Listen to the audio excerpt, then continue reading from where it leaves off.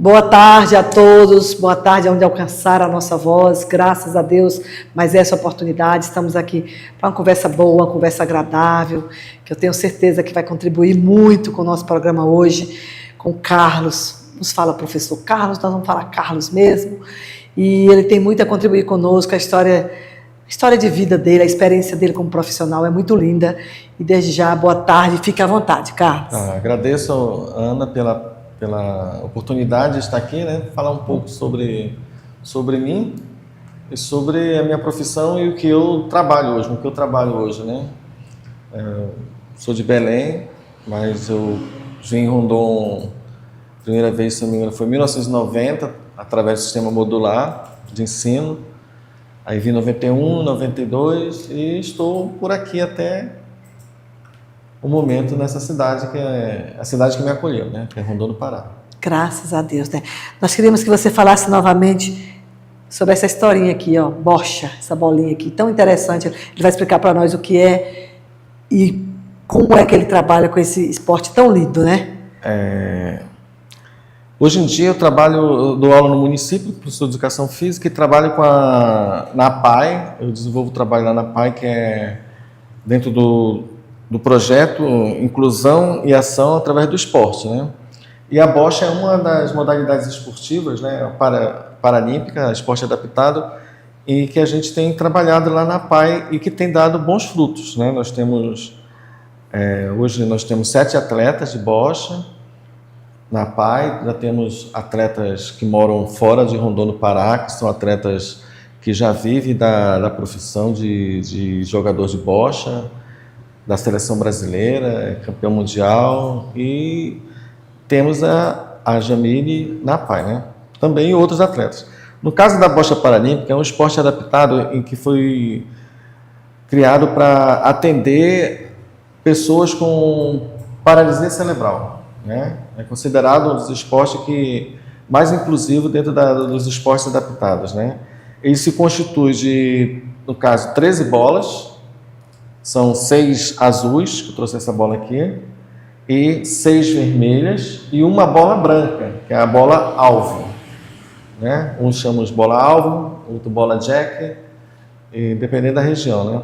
E o objetivo é que os atletas lancem a bola, no caso a bola azul aqui, próximo da bola branca, né? O atleta com a bola vermelha também. Então, o final é o atleta que tiver o maior número de bolas brancas, ou bolas vermelhas ou azuis, próximo da bola branca, ele se torna vencedor pelo número de bolas. Certo. No caso da bocha, ela é dividida em 4 parciais.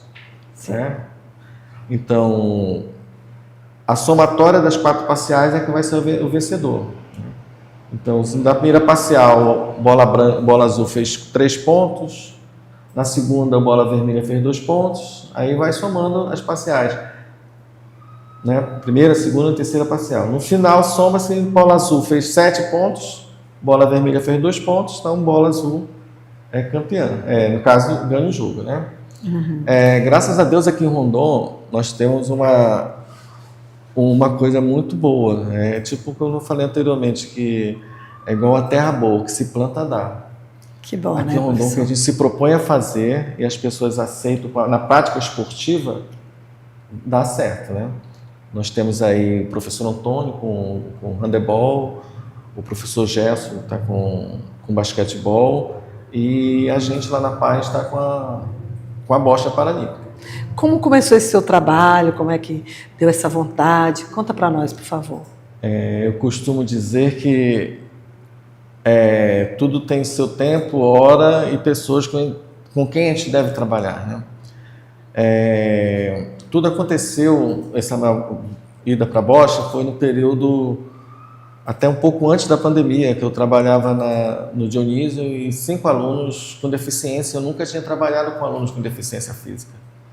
E lá eram 5 tipos de deficiência diferentes, não eram a mesma deficiência.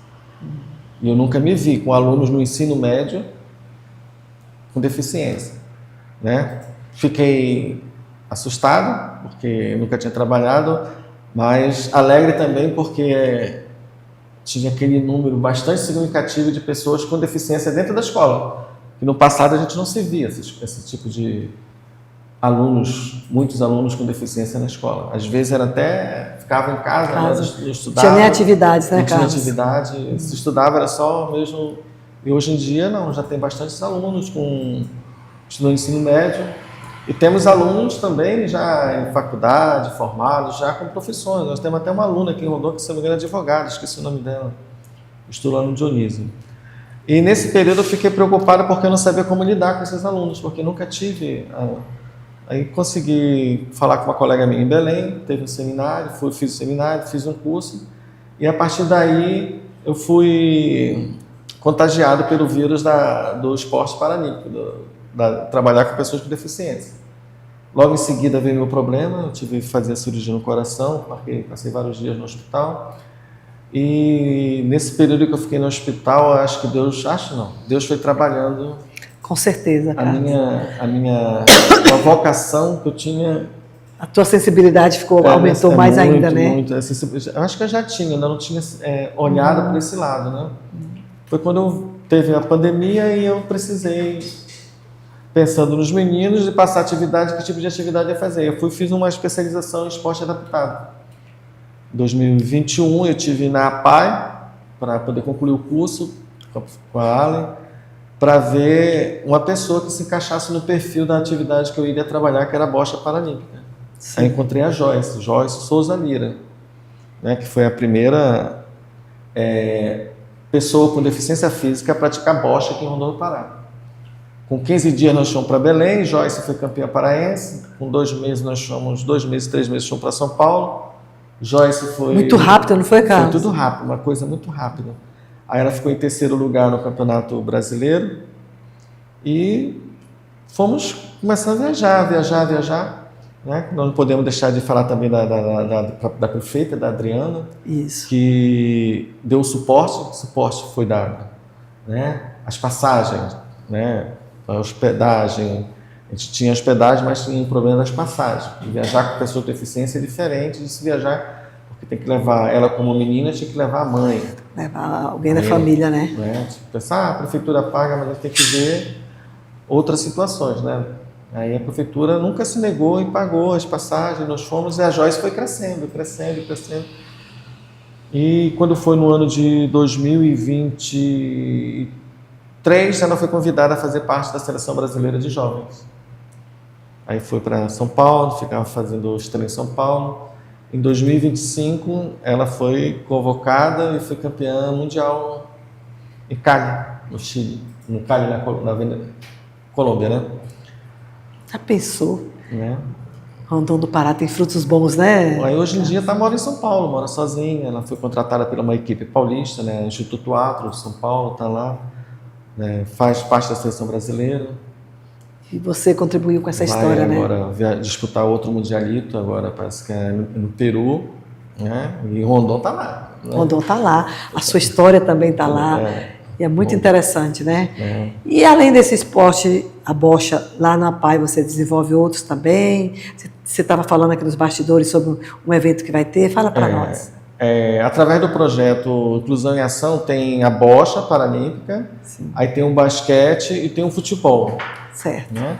Além de outros atendimentos, que foi incluso dentro do projeto. Né? Tem o atendimento psicológico, tem o professor que trabalha com a psicomotricidade, tem atendimentos com o pedagogo, tem vários atendimentos da PAI, né?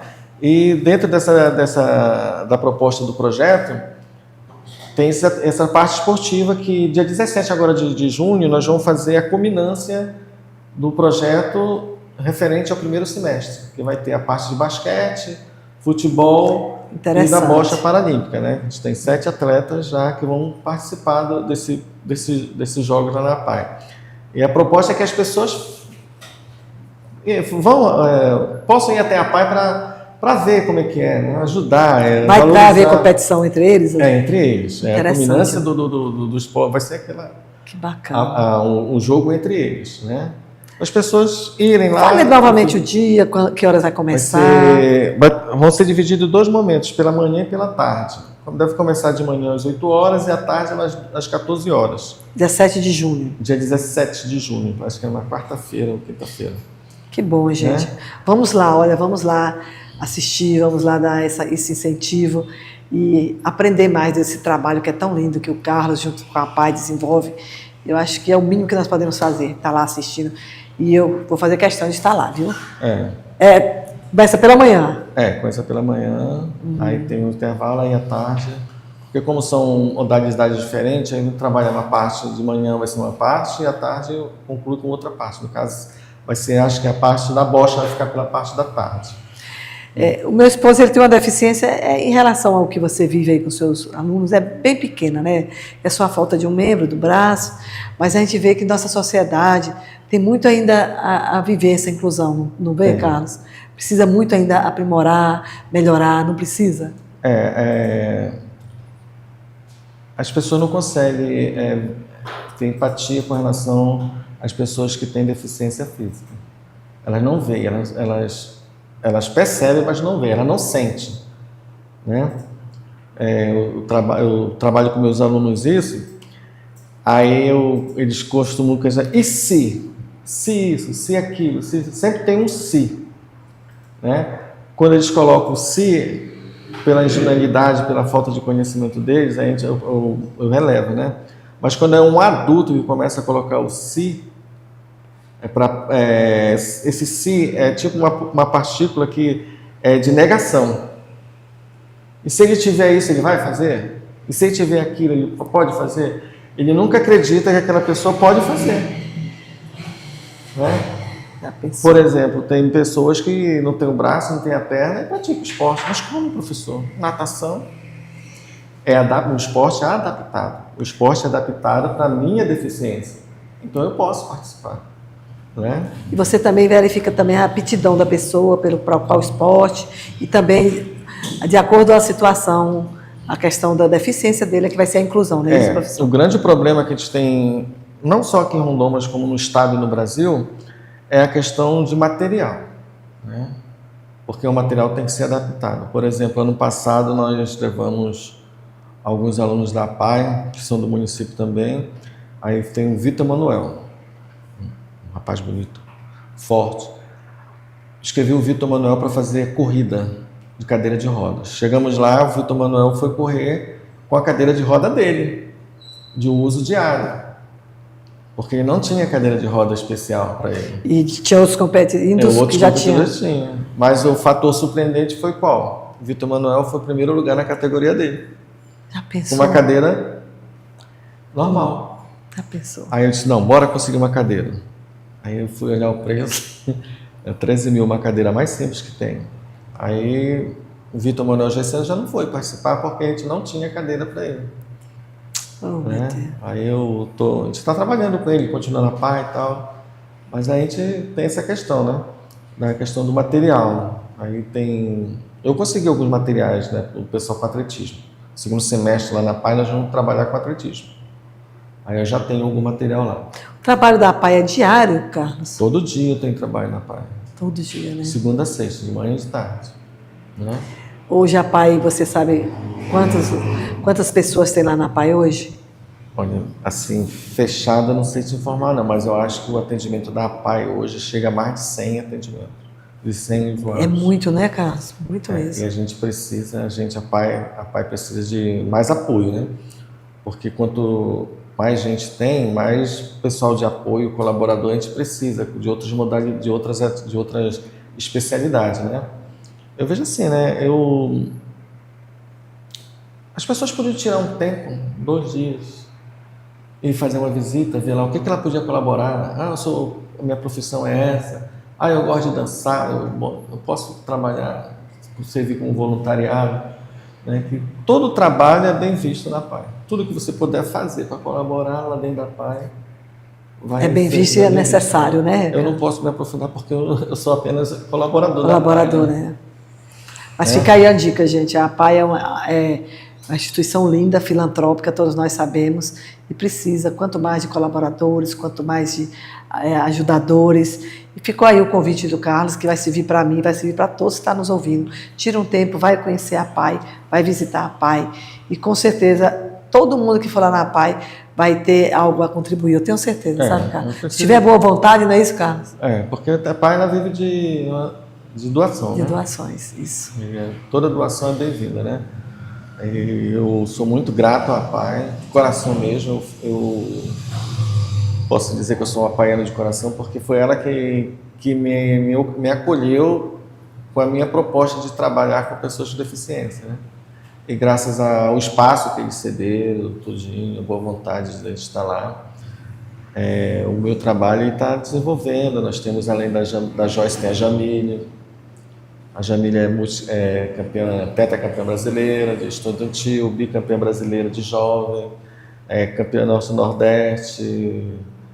Ano passado ficou no 3º lugar no campeonato brasileiro principal, isso com 15 anos. Já pensou, Carlos? E a Jamília já vem disputando campeonatos aí de jovens, de 21 anos para cima. A Jamília disputou o campeonato de jovem com 13 anos. Foi a campeã mais jovem do Brasil, com 13 anos. E para você sair com esses jovens, para levar até onde vai acontecer essas competições, é muito difícil? Como é que é, Carlos? O principal é as passagens, né? Aqui em Rondon, a prefeitura, com a Adriana, sempre colaborou. A prefeitura e também a Secretaria de Educação, com a da Kelly, né? Que dá o transporte, né? Sim. Transporte adaptado, que tem um ônibusinho lá com elevador, ou quando viaja só a Jamília, eles fornecem uma caminhonete, leva a gente em Belém, leva a gente em Marabá. Então, se hoje em dia Rondon tem visibilidade lá fora, é através da PAI e muito da compreensão da prefeita de entender que essas pessoas com deficiência têm direito a essa também, inclusão, né? A participação, né? Porque não são todos os municípios que têm esse privilégio. Não, eu acho que Rondon se destaca também por essa situação que a gente vê que realmente a prefeita tem valorizado, tem incentivado. É muito interessante isso. Vou dar só um exemplo aqui. Desde o ano passado, a gente está tentando organizar o Regional Norte em Belém. Ficou tudo certo. Quando faltavam uns 20 dias, deu tudo para trás. Belém, né? Não tínhamos ônibus adaptado para fazer o transporte dos atletas em Belém. A prefeita daqui autorizou a utilizar, levar os meninos lá e ajudar. E a expectativa que eles ficam, né, Carlos? Você falou aqui nos bastidores o quanto é gratificante para você, a experiência que você tem de trabalhar com eles, que para ti faz tão bem quanto para eles, né? Para eles faz bem, mas para mim faz melhor ainda, né? É uma coisa que eu me sinto bastante gratificado pelo que eu faço com eles, pelo prazer que eu tenho de estar com eles, de viajar com eles, de brincar com eles, né? É uma coisa que é inexplicável, né? Inexplicável, inespagável, né? Impagável, como se fala aí. A situação, a gente está junto, né? As brincadeiras, as conversas, o compromisso, né? A hora de brincar, a hora de compromisso, de falar, né? Agora a coisa é séria, né? E também a confiança, né? A confiança é muito grande. Eu confio plenamente naquilo que tu está fazendo com eles. Eu acredito que, né? Eu costumo dizer que eu acredito mais neles do que eles mesmos. Olha, você vai fazer porque eu acredito. Então, quando a gente fala isso para uma pessoa, eles adquirem uma confiança grande na gente, né? Interessante. Entendeu? Por exemplo, vou falar uma coisa aqui que eu não gosto de falar. O material, como eu falei anteriormente, todo material, relativamente ele é um pouco custoso. E as pessoas geralmente não têm o poder aquisitivo para ter um material bom. Por exemplo, essa bolinha bem aqui, ela é nacional, é produção nacional. Ela custa R$190. Tem que ser oficial também, né? Todos os requisitos que eles exigem, né? R$190. É caro, hein, cara? São 13 bolas. Não sei se no vídeo dá para vocês verem, mas é pequenininha, viu? Muito pequenininha. São 13 bolas a R$190. Aí você vai ter Mostrar de novo aí a bolinha. Deixa eu mostrar. Olha, gente, não sei se vocês estão prestando atenção nessa bolinha aqui, que é para o jogo de bocha, né? Bóssia. Bóssia. Esse nome eu acho difícil, viu, Carlos? Bocha. Olha, R$190 uma bolinha dessa. Então, não é barato. Você disse que precisa 13, né? 13. 13. E com certeza essas bolinhas, durante o ano, você tem que repor também, né? Quem quiser contribuir. Quem quiser contribuir com a caixinha. Essa aqui é nacional. A importada, dependendo da marca, que eu comprei para outra atleta lá na época, estava 80 euros cada bola. Meu Deus, aí fica muito mais caro, hein? Mais caro, né? Interessante, viu? Aí eu já vou arranjar confusão pro meu lado em casa, né? Ué, tá comprando bola. Mas que interessante. Mas aí agora bora falar da sua vida pessoal também um pouquinho. Só depois do intervalo, como diz o nosso colaborador Gleison, né, Gleison? E a bolinha dessa aqui é cara, né? É. Tá no intervalo, tá? Tá. Uma bola.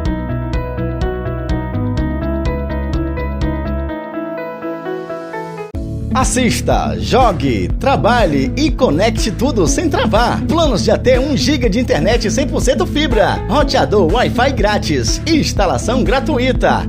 Assine já, 94992323001, Avenida Marechal Rondon, 1077, Centro Rondon do Pará. RQNet, provedor de internet.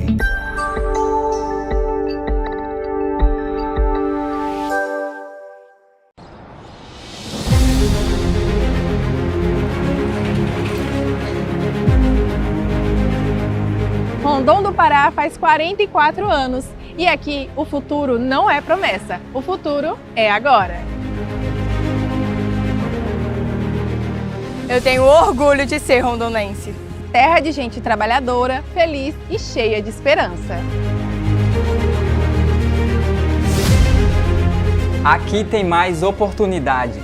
Investimentos na saúde, educação e infraestrutura estão transformando a cidade. 44 anos de história e o melhor ainda está por vir.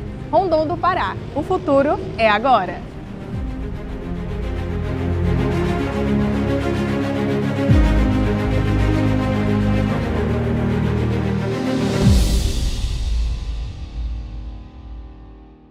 Vem aí, dia 14 de junho, um show de prêmios em comemoração aos 15 anos da Mídia 7. Compre já sua cartela ao preço de R$10. Serão sorteados R$5.000 em dinheiro. Primeiro prêmio, R$1.500. Segundo prêmio, mais R$1.500. E no terceiro e último prêmio, R$2.000. Realização Sintrac Marb. O sorteio será ao vivo pela TV Mídia 7, canal 9.1 e no YouTube TV Mídia 7. Postos de venda autorizados. Rádio Rondon FM. Sindicato Sintrac Marb na 1º de maio e com vendedores autorizados. Organização Gleison Souza.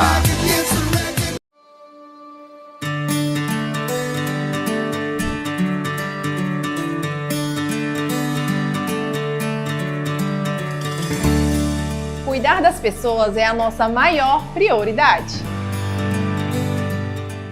Agora temos atendimento digno perto de casa. 100% das unidades básicas foram reformadas e ampliadas. Contratação de médicos especialistas e clínicos gerais para as UBS. Estamos com a melhor estrutura e o melhor atendimento. E o Hospital Municipal está prestes a ser entregue. Mais cuidado, mais saúde. O futuro é agora.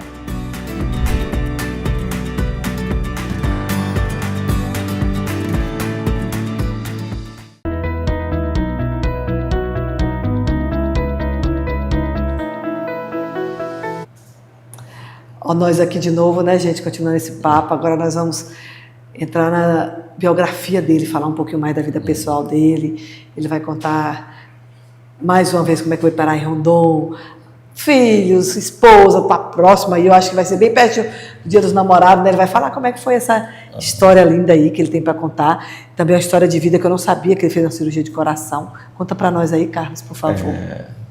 Rondon, né? É. Eu sou de Belém, nasci em Belém, mas eu não fui criado em Belém. Uma parte da minha vida foi do Rio de Janeiro, que meu pai era militar, nós fomos para o Rio de Janeiro, eu voltei em 84 para Belém, estudei, trabalhei uns 2 anos na penitenciária em Belém, na minha área, né? E em 91 eu fui para o Sistema Modular de Ensino. Eu estudei no Sistema Modular de Ensino. Sistema Modular de Ensino. E no primeiro município que eu fui designado a trabalhar foi Rondon do Pará. Dia 10 de março de 1990, não, bota 91, vim para Rondon do Pará. Nesse ano, trabalhei, olhei em Rondon assim, né, estava meio... aquela praça lá não existia.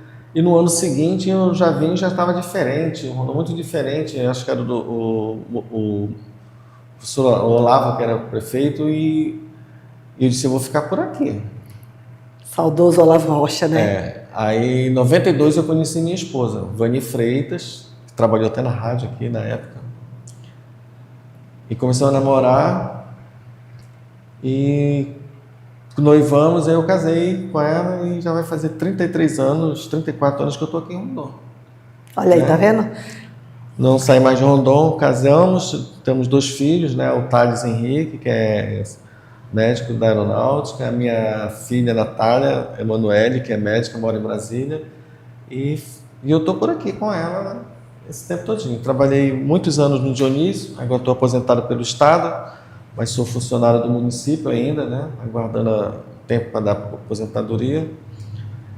E essa vida que eu comecei a construir aqui em Rondon é uma vida muito boa, né? Rondon é uma cidade muito boa de se morar, né? Eu não tenho, assim, o que reclamar de Rondon. Também gosto muito, Carlos. Os colegas, né? Pô, tu mora no sul do Pará, meu Deus do céu, o que tem Rondon do Pará, a cidade que eu moro é boa, né? Lá eu ando o celular na rua, eu consigo ficar na porta de casa. Eu consigo ficar na porta de casa conversando, se eu tiver cordão, tem cordão. Eu consigo ficar, aqui eu não consigo mais. Aí fica aquele jogo de trio, né? E Rondon foi que me deu a oportunidade de crescer, no caso da minha profissão, né? Professor de Educação Física.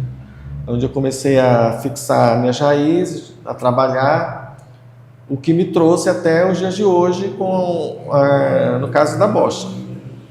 Onde eu trabalho com a Bosch.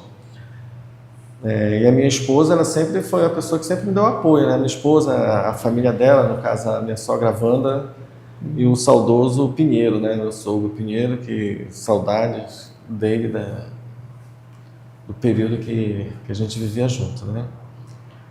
E hoje em dia eu estou fixo aqui, esposa, às vezes dá vontade de ir embora, às vezes não dá vontade de ir embora, e a gente vai levando a vida aqui. Tá boa, né?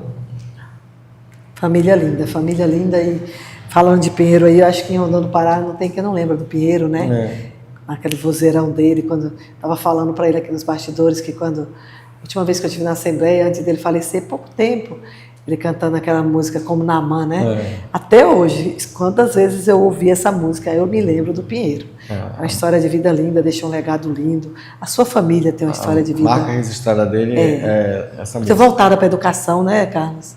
Oi? A história de vida de vocês é muito voltada para a educação, né? Pinheiro, na época, era dono do Teorema, a minha sogra é da Escola Modelo, né? Sim. São escolas já de bastante tempo aqui em Rondon, com um bom trabalho desenvolvido na sociedade, né? Revelando também bons profissionais na área da educação, os alunos, tudinho. E, graças a Deus trilhou meu caminho. Graças a Deus mesmo, Carlos. Eu fiquei dentro de uma família bem sólida, né? Abençoada, uma família sólida, com valores que a gente acredita, né?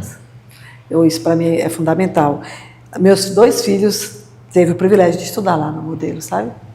Todos 2, a Gemima gostava muito. Eu dei aula para a Gemima. Foi. A moça hoje está em São Paulo, não sei se vai vir, se não. Mas muito disciplinada. Aí ela gosta muito dessa questão de exercício físico, essa questão de corrida. Pensa em menina disciplinada. E Rondon tem, né? Hoje em dia, graças a Deus, as pessoas estão muito voltadas para essa área do cuidar, né, da saúde. A gente vê na avenida as pessoas estudando, se cuidando, nas academias. Isso é bom para a nossa cidade e para a comunidade em geral, né? A prática da atividade física para poder cuidar mais do seu corpo, né? Eu costumo dizer para meus alunos que a faixa etária de idade dos 10 aos 30 anos é a faixa que você deve cuidar bastante do seu corpo. É verdade. Né? Porque depois dos 30... É incrível, Carlos. Tem os compromissos profissionais, uma série de coisas. E como o corpo da gente é templo e morada de Deus, Espírito Santo, a gente tem que cuidar de todas as formas para poder... Eu te confesso que para mim, eu não sou assim tão disciplinada quanto a Gemima. Comecei a fazer academia agora recentemente, eu sinto a dificuldade, mas eu vou te falar uma coisa, é algo muito interessante e importante. Bato na tecla que todo mundo tem que fazer exercício físico. Todos os consultórios médicos que você vai, ele tem 3 perguntas que eles fazem, todos os consultórios que eu vou, eles fazem. A senhora já fumou? A senhora já bebeu? A senhora pratica exercício físico? Olha para você ver. E todas eu digo não, né? Porque eu nunca bebi, nunca fumei, mas também não faço exercício físico. Agora eu estou de volta no exercício físico. Eu fiz um pouquinho tempo, aí o Luiz adoeceu, parei, agora eu estou definitivamente, e acredito em Deus que vai dar certo. Mas eu confesso a ti, eu falo assim, não é que eu gosto, é preciso, é necessário, né? Eu sempre pratiquei esportes, né? Eu gosto muito de corrida e eu pratiquei outras modalidades esportivas. E eu nunca imaginei, por exemplo, que eu ia ter um problema sério de coração.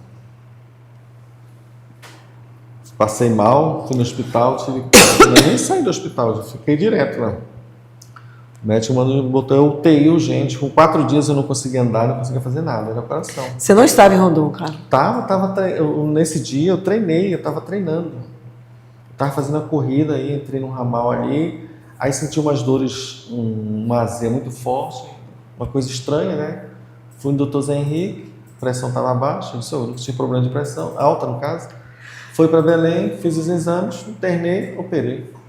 Já pensaste? 13 dias de UTI. Depois de 1 ano, eu tive que abrir o peito novamente para fazer outra cirurgia de peito aberto? Na época da pandemia ainda. Meu Deus do céu, então foi muito sério, hein, cara? Foi, eu não imaginava. Como eu já fazia atividade física, né? Colaborou muito. Colaborou, o médico falou, graças à sua prática.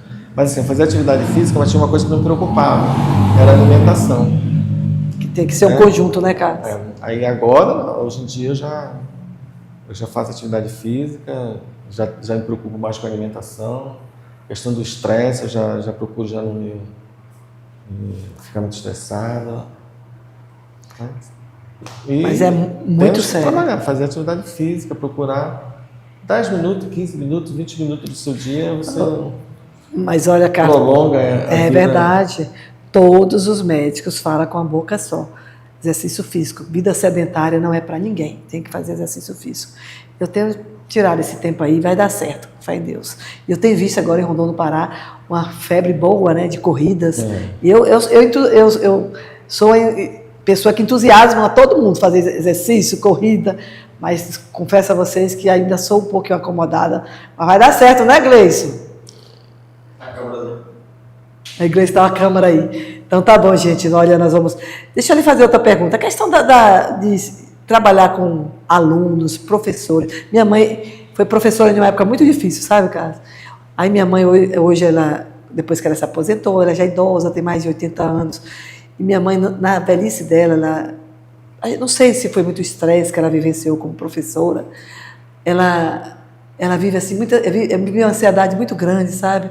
Às vezes bate assim, não chega a ser uma depressão, mas assim, muita ansiedade mesmo, muita sequela da vida que ela viveu como profissional. Eu não sei se você sente isso, se a vida de professor é muito cansada para você, mas a minha mãe vivenciou épocas que dava aula para 3 séries ao mesmo tempo. Então, minha mãe hoje, ela toma medicações assim, para tirar um pouquinho a ansiedade, a angústia. E os médicos sempre falaram, Dona Lourdes, talvez foi o tempo que a senhora viveu tanto em sala de aula que trouxe essas consequências. E o que você me diz hoje?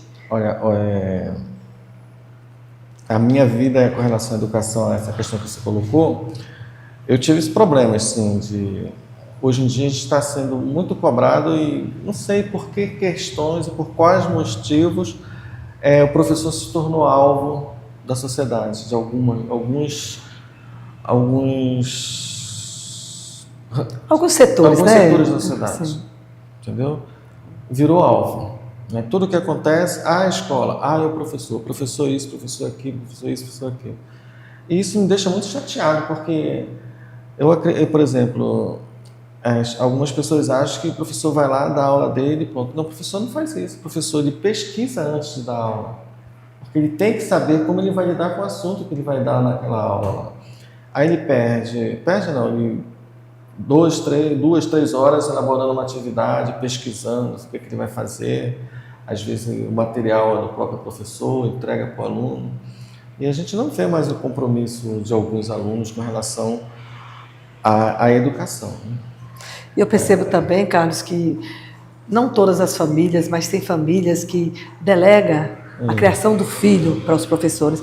E isso não é. Vocês estão aí para trazer conhecimento, ensinar outros papéis. Não é esse papel de educação, de ensinar menino coisas básicas que aprende em casa. Então eu percebo que tem algumas famílias que delegam isso para os professores. Talvez isso sobrecarrega muito. E outra coisa também que eu percebo, que tirou muita autoridade dos professores, sabe, Carlos? Tirou muita autoridade. A minha mãe, na época que ela era professora, é lógico que era muito radical, né?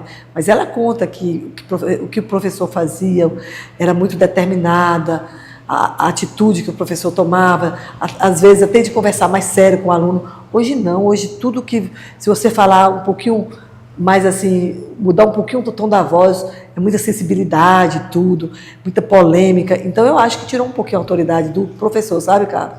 Mas eu vejo, acontece isso, realmente acontece, mas é como eu te falei antes, né? Alguns setores colocaram o professor como alvo e utilizam dessas situações, né? Essa semana mesmo eu estava assistindo um telejornal, um vereador lá de São Paulo chamando os professores de desocupados, de vagabundos. Que isso? E quando uma pessoa fala isso publicamente, algumas pessoas se sentem no direito de achar que isso é verdade. Né? E não é verdade. Não é verdade, não né? É verdade. Uma profissão que você trabalha, você entrega grande parte da sua vida para isso, porque o professor trabalha de manhã, de tarde, às vezes à noite. Né? Verdade. Aí tem que entender que são turmas diferentes, pessoas diferentes, o professor tem que estar fazendo balanceamento do seu comportamento. Uma turma mais agitada, ele vai ter que entrar de uma maneira, uma turma mais calma, ele já vai entrar de outra maneira, e assim ele vai levando a profissão dele. Né? Aí lógico que vai chegar um momento que esse professor ele vai se sentir cansado, sobrecarregado, né? Porque às vezes pensar na situação que ele vai ocorrer em determinada sala já deixa ele numa expectativa muito com o pé atrás, se ele vai desenvolver uma boa aula, se ele não vai desenvolver uma boa aula, porque ele já está uma expectativa muito alta. Né? Então aí vem os problemas, né? Pressão de saúde, Verdade, a pressão, ansiedade. Muitos professores hoje em dia se afastam da questão da ansiedade.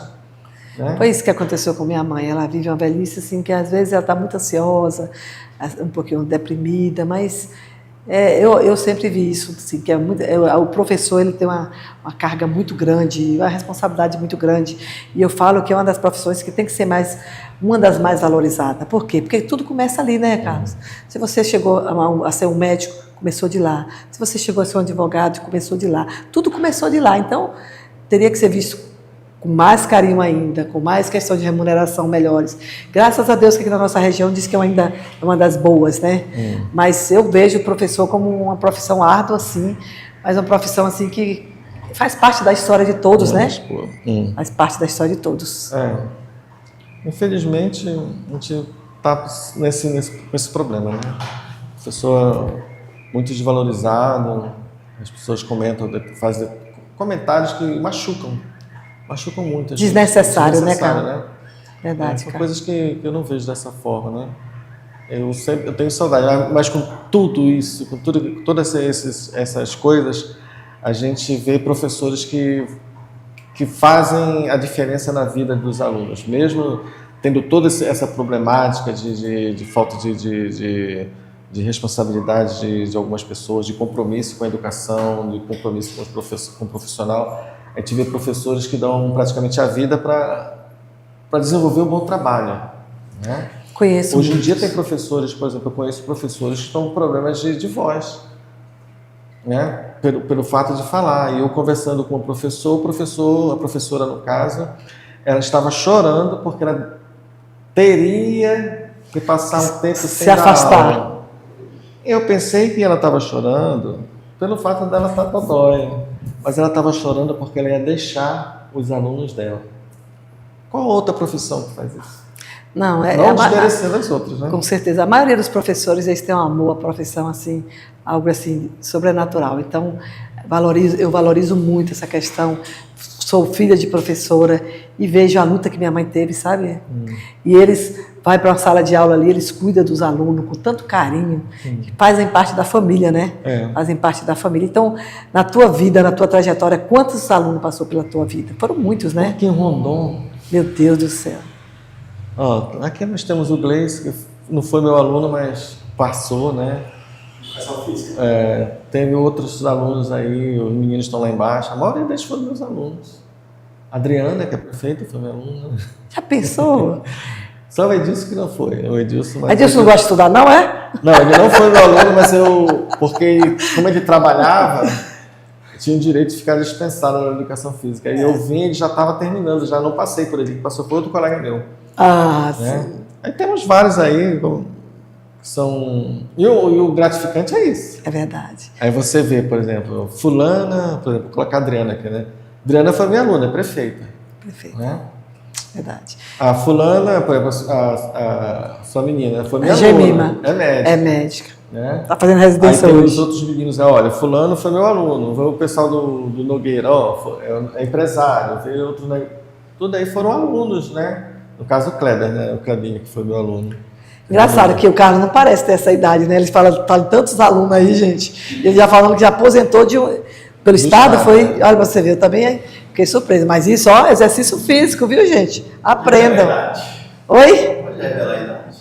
A idade? Ó, Gleison. Eu tenho 60. Eu não ligo de revelar a minha idade, mas isso, eu deixo, que delicadeza, fica à vontade. Dia 4 de abril. Dia 4 aniversário do Gleison, gente, lembrem, viu? Tenho 60 anos de idade, graças a Deus. Não parece, viu, cara? Não parece. A miscigenação me deu esse... Colaborou também, né? Colaborou muito com a genética, né? E a genética... Mas é isso aí, a sua vida, a sua trajetória em Rondon do Pará foi marcada. Tenho certeza que chegou um momento de dificuldades, né, Carlos? Teve alguma época assim que você falou assim, eu vou embora de Rondon, não estou gostando mais? Teve, Gleice? Teve, Carlos? Foi quando eu me senti muito... uma questão da ansiedade e a depressão. Foi quando Foi na época que você operou do coração? Antes. Antes? Antes. Que eu vejo como consequência, né, do que eu passei antes, né, a questão do coração, né, a questão da ansiedade, de estar fazendo as coisas. E foi o período que antes que eu fazia as coisas e uma coisa que me incomodou que assim, anteriormente eu falei que a questão da valorização, né, eu não me sentia valorizado pelo que eu fazia e era muito cobrada. Foi na época que eu fiquei na gestão com a professora Sueli lá no Dionísio. Foi uma época muito difícil para a gente, né? Muita cobrança da sociedade, de alguns setores, e a gente tentando fazer as coisas e aquilo... Sobrecarregou demais, cara. Eu não estava preparado para aquilo, né? A gente não está preparado, a gente vai... Aí aquilo foi um período que eu fiquei muita ansiedade e me tornei uma pessoa depressiva. Foi o pior período que eu pensei em ir embora daqui de Rondon por causa disso. Estou revelando agora, né? Minha esposa sabia disso. Mas graças a Deus agiu e eu estou aqui em Rondon. Continuo em Rondon. Tá aí contando um grande testemunho, né, Carlos? Carlos, quando a gente pergunta assim sobre dificuldade, todo mundo já viveu dificuldades. Talvez alguém que está nos ouvindo aí está vivendo alguma dificuldade. E nós sabemos que existe mesmo. Mas a própria palavra de Deus fala que no mundo tereis aflições. Tem de bom ânimo, né? Com Deus nós iremos vencer. Então, quem está nos ouvindo aí que está passando por algum problema de ansiedade, de angústia, sabe que tem um momento que todos vivem essa situação. E temos que perseverar na nossa fé em Cristo, que vai passar. E é isso aí, a nossa fé que nos mantém de pé, não é isso, cara? Graças a Deus. E você falou também, a sua questão de como você era um cristão, aí com 12 anos você falou, vou sair da igreja. Foi. Foi assim? Passei 17 anos sem ir na igreja. Sério? Entrei na igreja para casar. Já pensou? Depois Deus foi agindo nos meus filhos, na minha esposa, e o último ele me retornou para a igreja. Quando eu resolvi retornar para a igreja, foi através de uma música do... Esqueci o cantor agora. Casa de Davi. Casa de oração. Foi essa música que... Lugar de comunhão, né? Foi. Eu sozinho em casa. Sozinho em casa, eu ouvindo essa música, esse hino, eu comecei a chorar, chorei. Aí alguma coisa está acontecendo. Eu desliguei. Aí liguei de novo, aí aconteceu a mesma coisa. Foi quando a minha esposa falou, ó, Deus está tocando seu coração e você ainda não percebeu isso. Aí a partir daquele momento eu já tinha percebido algumas transformações. Aí foi quando eu voltei para a igreja depois. Seus pais, você é de lá cristão? Não. O meu pai, ele era católico, quase foi designado padre, mas ele não praticava a religião depois. Praticava não, né? E a minha mãe também não, né? Mas que interessante que você entendeu o chamado, que você entendeu quanto Deus é precioso nas nossas vidas, sabe, cara? Eu não estou aqui falando de placa de igreja A ou B, eu estou falando de ser cristão, sabe, cara? Porque nós temos que ter esse compromisso com a palavra de Deus. É isso que nos mantém de pé. Pelo menos eu acredito nisso totalmente. Sempre eu acreditei, eu sou de um lar assim, que meu pai e minha mãe, todos os dias, da forma dele, do jeito deles, sempre nos ensinou isso. Ensinou as coisas básicas que o ser humano precisa. Primeiramente é temor a Deus, depois é amar o próximo como a si mesma. E às vezes eu acho que nós estamos vivendo um tempo de inversões de valores, sabe, Carlos? Mas eu não desisto não. Veja assim, né? Os meus filhos e a minha esposa, eles foram os maiores exemplos para mim retornar para a igreja. Que testemunho lindo, tá vendo? Foi através deles que eu retornei. Primeiro a minha esposa, que orava muito. Eu ia dormir, às vezes acordava, minha esposa estava orando. Os meus filhos também, né? Porque primeiro todos eles aceitaram Jesus e eu fui o último. Mas sempre eu sabia que as transformações estavam ocorrendo em mim. Primeiro, eu era uma pessoa que eu tinha algumas coisas do mundo. Eu bebia. Eu nunca mais bebia. Eu fumava. Eu nunca mais fumei. E você parou assim, rapidinho, Carlos? E um dia, eu me lembro que eu saí de casa e disse, eu nunca mais vou fumar na minha vida. Eu nunca mais fumei. Porque eu sei que todo vício é realmente assim, é muito sério para uma pessoa parar, né? É necessário, é preciso, mas é muito difícil. A decisão dessa aí é só pela misericórdia de Deus mesmo, né? A decisão foi nunca mais.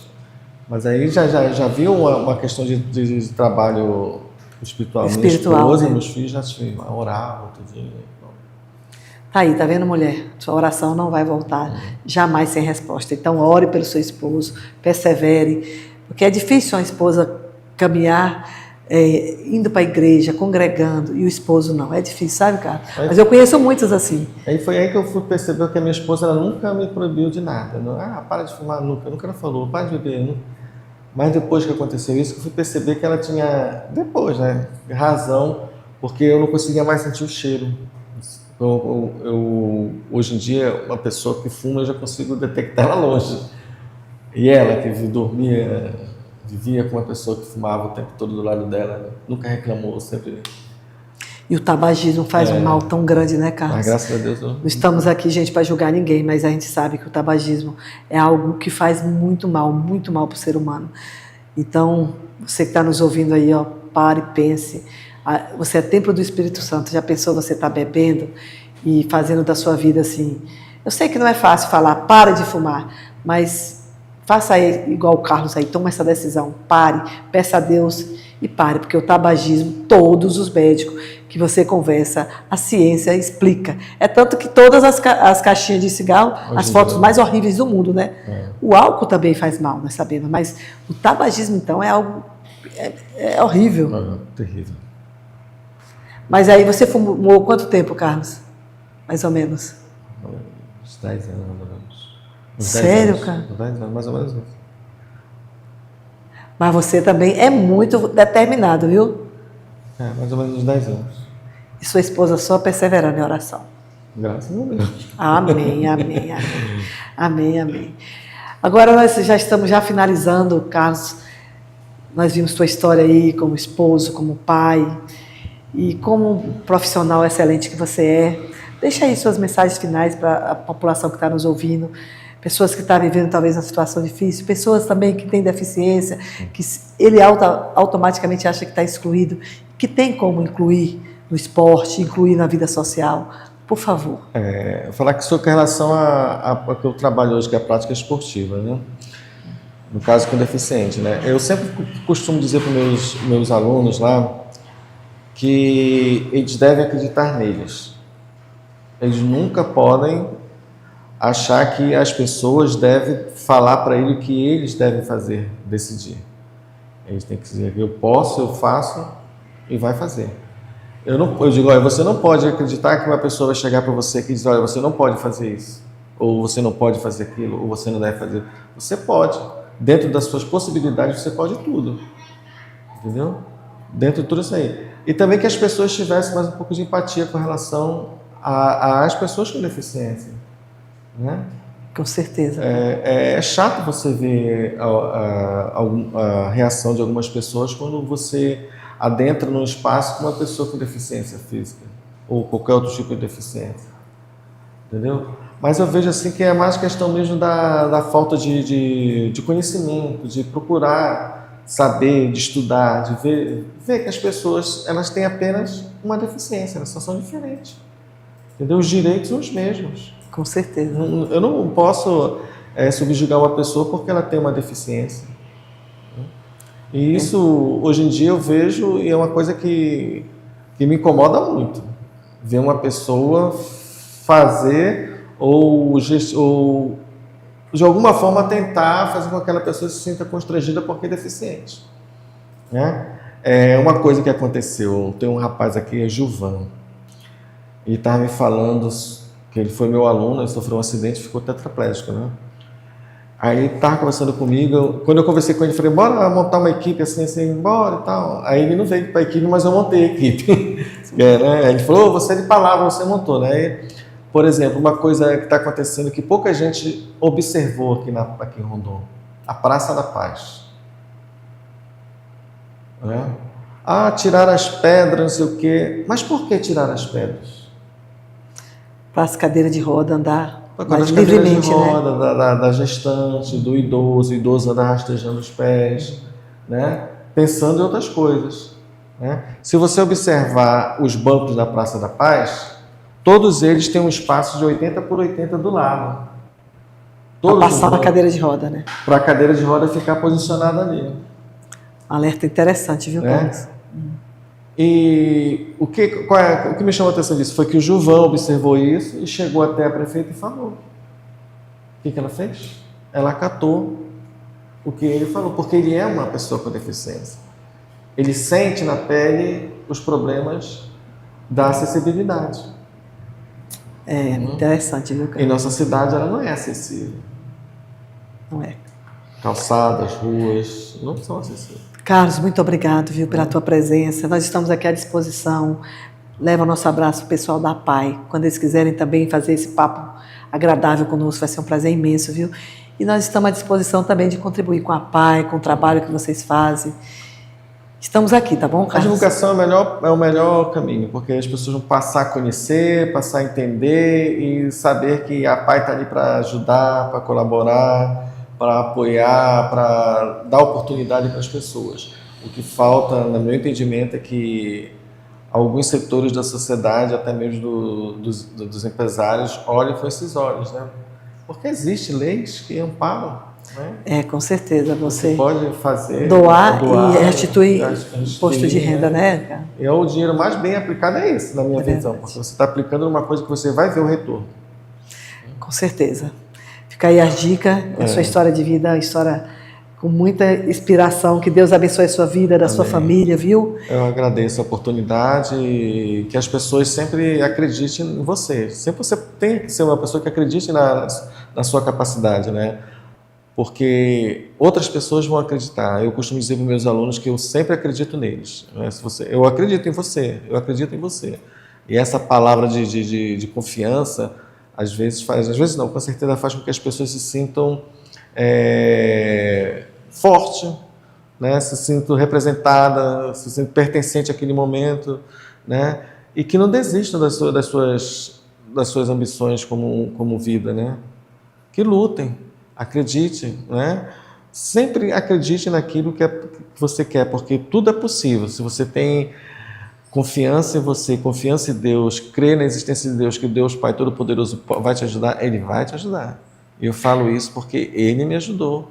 Ele me fez estar aqui, né? Ele me deu a oportunidade de estar aqui com vocês, falando sobre isso. Entendeu? Deus é poderoso. É isso aí, gente. Deus abençoe todos vocês. Como o Carlos falou, acredite em você, acredite em Deus. Que tudo vai ficar bem, viu? Um forte abraço. Até o próximo Conversa Boa com a Ana, com o Carlos e com a população em geral. Nós vamos conversar, né, Gleison? Forte abraço. Já, Grace?